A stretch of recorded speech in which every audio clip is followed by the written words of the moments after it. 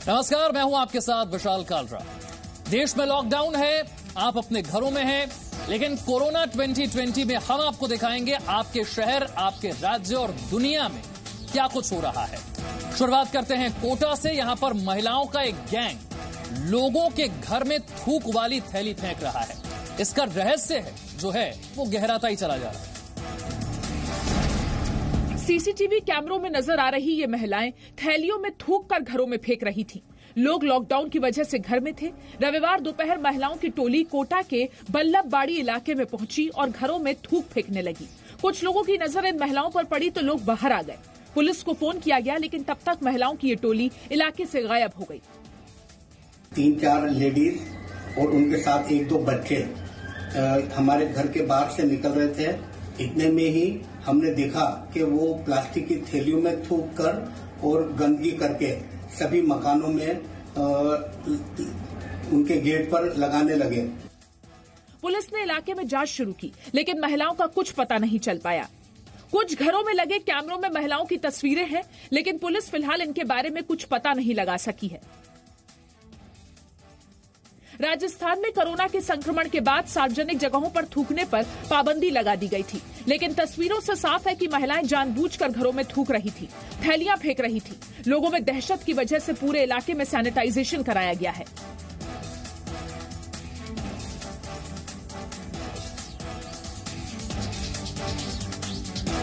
कल पटियाला में एक निहंग सिख ने तलवार से पुलिस वालों पर हमला किया था। इस हमले में पटियाला पुलिस के एएसआई हरजीत सिंह की कलाई कट गई थी। लेकिन आज सुकून वाली खबर यह है कि डॉक्टरों ने करीब 8 घंटे की मशक्कत के बाद पुलिस वाले की कलाई को दोबारा जोड़ दिया। रविवार को जिसने भी ये तस्वीरें देखी वो हैरान रह गया। जिन पुलिस वालों के लिए पूरा देश तालियां बजा रहा है, उसी पुलिस पर तलवार से हमला हुआ। हमले में एक पुलिस वाले की कलाई कट गई थी। उन्हें फौरन चंडीगढ़ भेजा गया था। पीजीआई के डॉक्टरों के सामने चुनौती कटी हुई कलाई को जोड़ने की थी।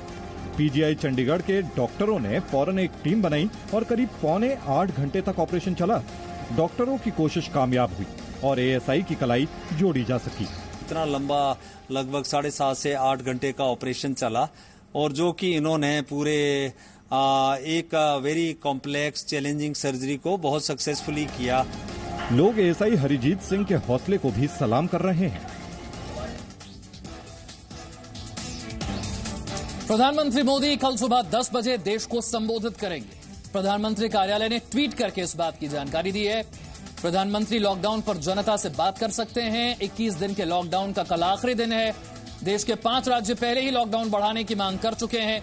कोरोना के फैलते संक्रमण के बीच लोग भी लॉकडाउन बढ़ाने के पक्ष में हैं, लेकिन इंतजार इस बात का है कि क्या लॉकडाउन के दूसरे चरण में कुछ और सेवाओं को छूट मिलेगी या नहीं।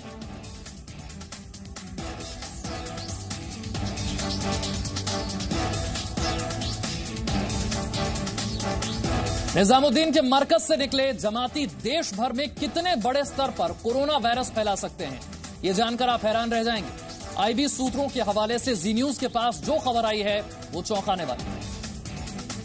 दिल्ली के निजामुद्दीन मरकज से कोरोना करियर बनकर निकले जमातियों का पता लगाना एक बड़ी चुनौती थी। इसके लिए देश की खुफिया एजेंसी इंटेलिजेंस ब्यूरो को कमान सौंपी गई। जी न्यूज सूत्रों के मुताबिक आईबी ने ही देश भर में फैले जमातियों का पता लगाया।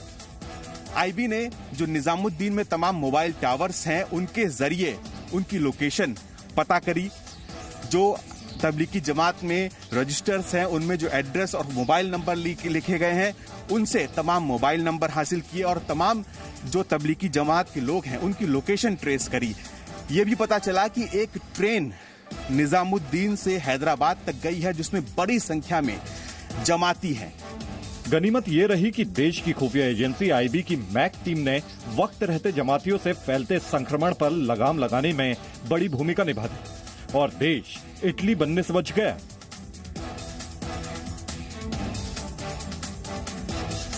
सरकार, देश के डॉक्टर और हम भी आपसे बार बार कह रहे हैं कि कोरोना से डरने की नहीं, मुकाबला करने की जरूरत है। मध्य प्रदेश के शिवपुरी में एक युवक कोरोना से तो जीत गया, लेकिन समाज में कोरोना को लेकर जो अज्ञानता फैली हुई है उससे वो हार मान गया। अब अपने घर को बेचकर कहीं और जाने का फैसला कर लिया है। शिवपुरी के शिव कॉलोनी में रहने वाले दीपक को कोरोना संक्रमण हुआ था, लेकिन उन्होंने हिम्मत दिखाई और स्वस्थ होकर घर लौटे। लेकिन उनके पड़ोसी अब उनके साथ अछूत जैसा व्यवहार कर रहे हैं। ये परिवार बहुत दुखी है। परिवार ने घर के आगे मकान बेचने का बोर्ड लगा दिया है। तुमको तंग कर रहे हैं, दूध वाला, पानी वाला, सब्जी वाला, सबको भगा देते हैं। क्या कारण है? यही कारण है और क्या। कौन सा? और गाली गलौज बचते हैं और रात को जो आके गेट को खटखटाते हैं बुरी तरह दारू पी के। तो कारण क्या है इसका? इसका कारण यही है कि हम लोगों इसको, हमारे बच्चों को वो बीमार हो गया था। वायरस। तो लेकिन ऐसे जो करते हैं तो लेकिन कहते हैं 1 मिनट मेरे पूरी बोतल ले लो साहब। वो कहते हैं कि ये यहाँ से भाग जाएगा तो हम दूसरे आदमी को ले दिलवा देंगे अपने रिश्तेदार को।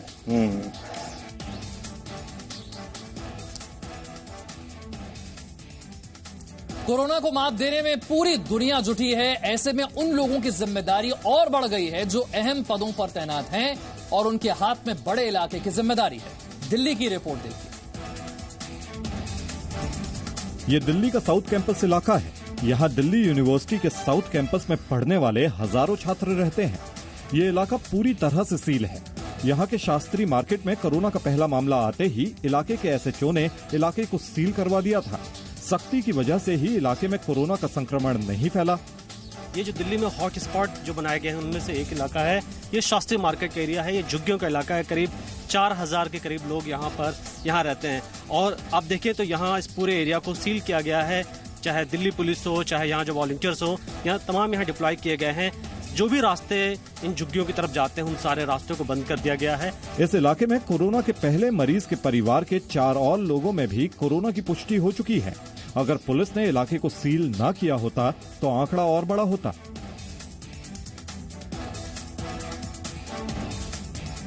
लॉकडाउन में लोग घर में हैं और ऐसे हालात में जो लोग जनता की सेवा में लगे हैं उनके लिए दिलों में सम्मान बढ़ता जा रहा है। अब लोग अच्छी तरह समझने लगे हैं कि पुलिस वाले दूसरों की जिंदगी बचाने के लिए कैसे खतरे के बीच भी अपनी ड्यूटी कर रहे हैं। ऋषिकेश में लोगों ने पुलिस वालों का फूलों से स्वागत किया। यूपी के मिर्जापुर में लोगों ने सफाई कर्मचारियों को सम्मान दिया। कई लोगों ने कोरोना वॉरियर्स के पैर भी छुए। कोरोना संक्रमण बढ़ने के बाद मास्क लगाना जरूरी हो गया है, लेकिन कई लोगों को दुकानों में मास्क नहीं मिल रहा है। सूचना प्रसारण मंत्री प्रकाश जावड़ेकर ने लोगों से घर में ही मास्क बनाने का तरीका शेयर किया है, उन्हें सिखाया है। जो रबर बैंड है वो यहाँ लिए। अब रबर बैंड को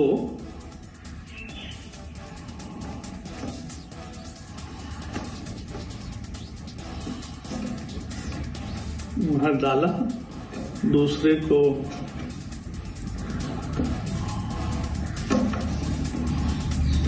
अब ये एक दूसरे में डालना।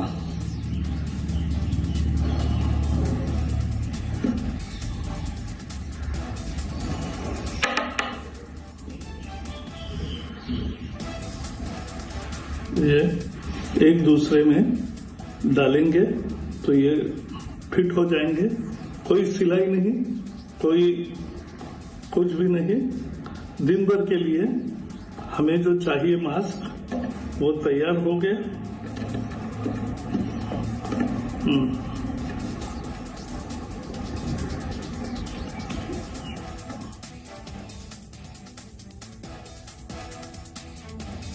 कोरोना से जारी इस जंग में हर आदमी अपने अपने तरीके से सहयोग दे रहा है। ऐसी ही एक महिला अधिकारी सृजन गुमाला है। सृजन आंध्र प्रदेश के ग्रेटर विशाखापट्टनम में म्युनिसिपल कमिश्नर हैं।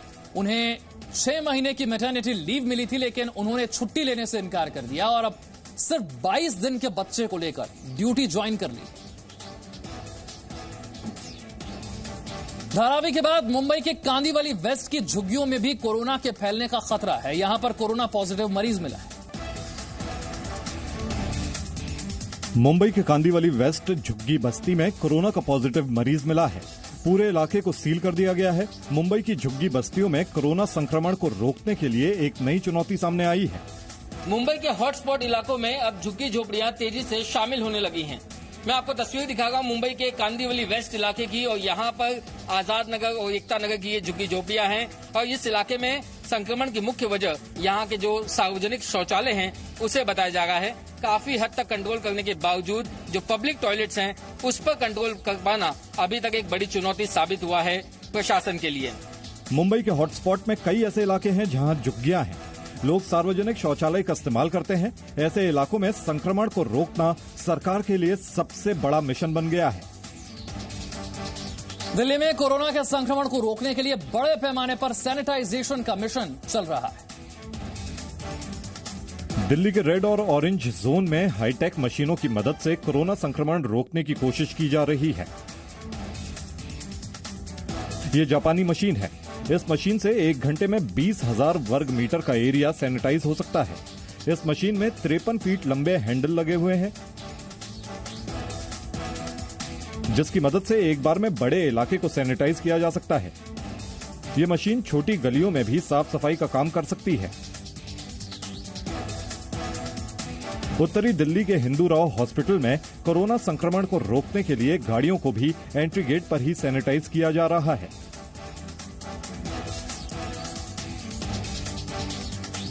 और अब बात जम्मू कश्मीर की। जम्मू और श्रीनगर में कोरोना को रोकने के लिए कई रेड जोन बनाए गए। जम्मू कश्मीर में कोरोना वायरस के बढ़ते मामलों को देखते हुए सरकार ने सभी जिला मजिस्ट्रेट और एसएसपी को लॉकडाउन को सख्ती से लागू करने के निर्देश दिए हैं। जम्मू में 77 रेड जोन बनाए गए हैं। ये इलाके पूरी तरह से सील हैं। करीबन 8 पुलिस थाना क्षेत्र हैं जिनमें जो इलाके पड़ते हैं उन्हें रेड जोन में घोषित कर दिया गया है। आप देख सकते हैं कैसे सुरक्षा यहाँ पर चाक चौबंद कर दी गई है। जो एसेंशियल सर्विस से जुड़े लोग हैं केवल उन्हीं को ही जाने या आने की अनुमति दी जा रही है। इसके अलावा जिन्हें हॉस्पिटल जाना है उन्हें जाने या आने की अनुमति दी जा रही है। वहीं श्रीनगर को भी रेड जोन घोषित किया गया है। रेड जोन के इलाके में 8 पुलिस थाने आते हैं। ये इलाके पूरी तरह से सील हैं। यहाँ से बाहर निकलने पर पूरी तरह से पाबंदी लगा दी गई है। पटना में लॉकडाउन के बीच एक महिला ने 4 बच्चों को जन्म दिया है। सभी बच्चे स्वस्थ हैं। महिला ने अपने बच्चों का नाम मौजूदा समय में इस्तेमाल हो रहे शब्दों के आधार पर रख दिया है। महिला ने अपने बच्चों का नाम कोविड, कोरोना, लॉकडाउन और जनता कर्फ्यू रख दिया है।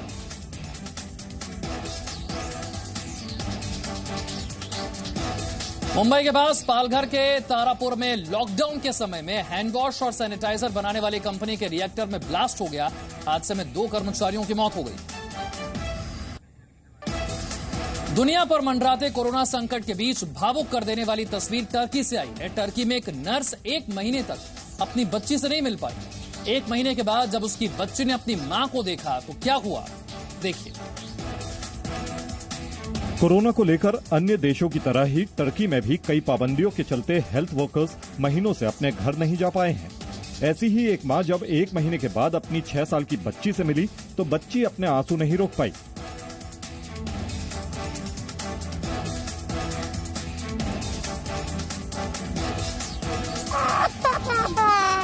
मां के पास बच्ची को दिलासा देने के सिवाय और कुछ नहीं था। वो बस बच्ची के आंसू पोंछे जा रही थी।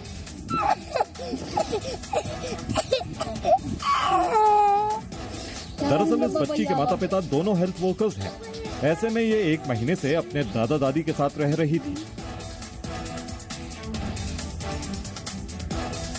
और इसी के साथ वक्त एक छोटे से ब्रेक का है, फौरन हाजिर होंगे।